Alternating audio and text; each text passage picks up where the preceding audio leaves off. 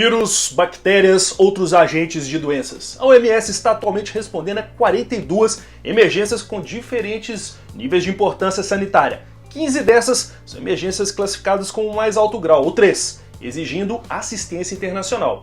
Nenhuma delas ainda desponta com potencial para escalonar a um nível de uma pandemia, mas é importante saber rastrear a situação global e sempre estar atento a previsões, como nos mostrou a Covid-19. Mas quais são essas ameaças e quais seus níveis atuais segundo a OMS, mesmo que muitos ainda tenham dúvidas sobre a prontidão e capilaridade desse órgão das Nações Unidas? Saudações, amigos! Missão Carcará. Este é o quadro Notas de Preparação, onde eu, Matheus Carcará, jornalista e aventureiro, apresento notícias de interesse dos sobrevivencialistas. Ao final, a previsão do tempo mais severo aqui no Brasil. Deixo aqui também minhas desculpas pelo tempo fora, estive fazendo reportagens pelo sertão. Você verá aqui. O Missão Carcará volta ao ritmo normal a partir dessa semana, com notas de preparação toda segunda-feira, para o sobrevivencialista começar a semana informado e temas especiais às sextas-feiras. Veja aí.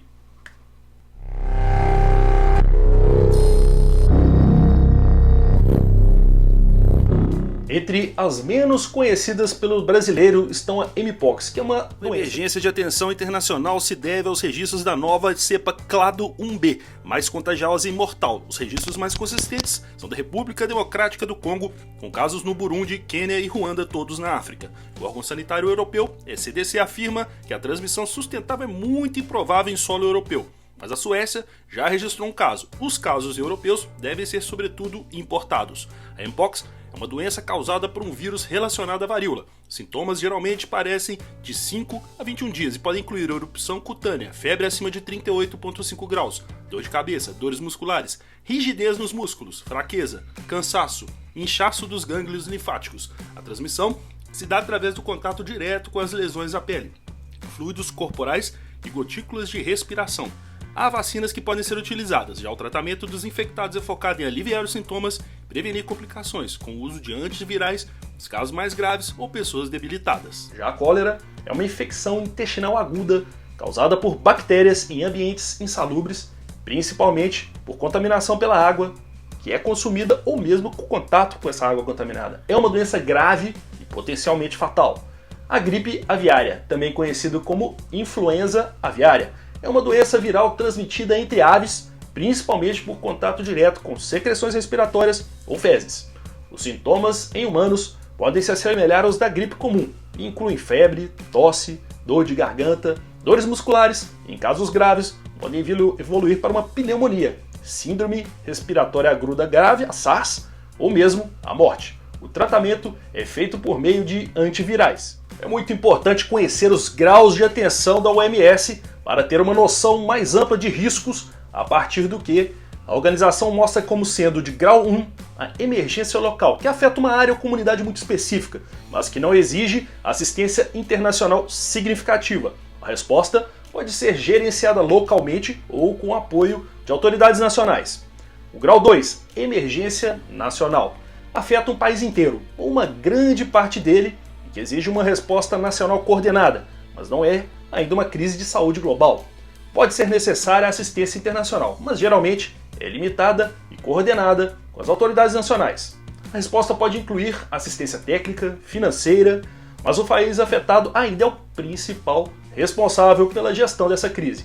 E o grau 3, emergência de saúde pública de interesse internacional. Neste quadro, as implicações são significativas para a saúde global e requer uma resposta internacional coordenada.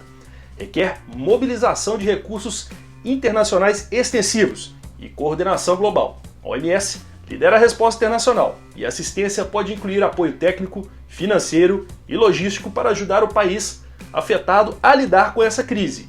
É nesse ponto onde as atenções são maiores para que se evite novas pandemias. Fica agora aí com as notas de preparação e com a previsão do tempo. As notas são as notícias que eu coloco diariamente nas minhas redes sociais. Veja aí.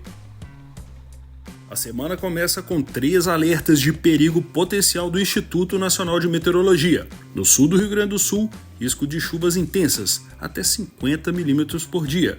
Risco de ondas de calor no sul de Rondônia, oeste de Mato Grosso e Goiás. todo o Mato Grosso do Sul, Pontal do Triângulo Mineiro, sul de Minas e Zona da Mata, São Paulo, Paraná e norte do Rio Grande do Sul, à exceção do litoral. Risco também de tempo seco em Rondônia, Tocantins, Goiás, Brasília, Noroeste e Pontal do Triângulo Mineiro, Mato Grosso do Sul, São Paulo e litoral do Paraná, à exceção do litoral e zona costeira.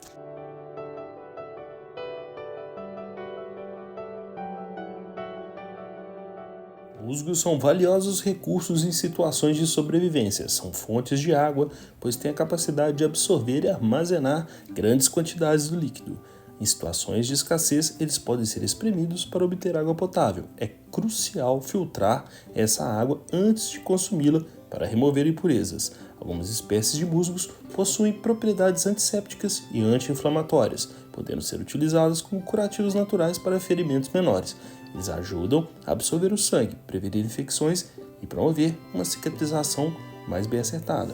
São também valiosos para o isolamento térmico em abrigos improvisados, ajudando a manter a temperatura interna mais estável e proporcionando maior conforto em condições extremas de frio ou de calor. Musgos secos podem ser utilizados como material de partida para acender fogo, especialmente em conjunto com outros materiais inflamáveis como folhas, galhos e outros tipos de materiais que podem ser encontrados na natureza, justamente onde eles estiverem, mesmo que secos. Mas você vê por aqui no Missão Carcará. Cientistas criaram mapas detalhados da poluição do ar em São Paulo, permitindo que em breve se possa escolher as melhores rotas para evitar áreas com alta concentração de poluentes. Os resultados do estudo indicaram que a exposição a poluentes fora do horário de pico de trânsito foi 40% menor pela manhã e 91% menor à noite. Ao analisar diferentes meios de transporte e regiões da cidade, os pesquisadores descobriram que a escolha do trajeto e do horário pode fazer grande diferença na nossa exposição a substâncias nocivas à saúde. Além disso, o estudo comparou São Paulo com outras grandes cidades do mundo, revelando que a capital paulista apresenta níveis de poluição menores em alguns aspectos. Os usuários de ônibus em São Paulo estão mais expostos a poluentes do que as pessoas que utilizam carros ou mesmo o metrô para se locomover. Essa situação pode ser ainda potencialmente mais grave para pessoas que transitam pelo centro da cidade, onde grandes concentrações de poluentes foram encontradas e o tráfego é lento, mas no Missão Carcará. Pesquisadores da Faculdade de Medicina da USP descobriram que caminhar ao menos 7.500 passos por dia pode melhorar significativamente o controle da asma moderada ou severa em adultos. O estudo avaliou 426 pacientes em São Paulo e Londrina. Eles foram divididos em 4 grupos, considerando níveis de atividade física, sedentarismo, além de sintomas emocionais como ansiedade e depressão. Os resultados indicam que pacientes ativos apresentaram um melhor controle da asma independentemente de também serem sedentários. Isso sugere que a atividade física regular, como caminhadas diárias, pode ser mais benéfica do que simplesmente a redução do tempo de sedentarismo. A pesquisa ressalta a importância de combater o receio comum entre asmáticos de que exercícios possam desencadear crises, mas você vê por aqui no Missão Carcará.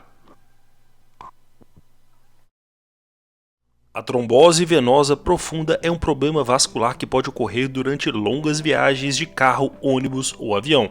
Conhecida como trombose do viajante, essa condição surge devido à formação de coágulos de sangue, geralmente nas pernas, onde a circulação é mais lenta nas pessoas. Em viagens longas, superiores a 4 horas, deve-se fazer paradas estratégicas para levantar-se e esticar as pernas um pouco, andar. Fatores de risco também incluem obesidade, sedentarismo, colesterol alto, uso de anticoncepcionais, álcool, tabaco, cirurgias recentes, idade avançada e histórico familiar. Os sinais de trombose incluem dores na perna, mudança na textura e aparência da pele, inchaço, rigidez muscular. A prevenção pode também envolver o uso de meias de compressão ou medicamentos, sempre por orientação médica, mas você vê por aqui no Missão Carcará.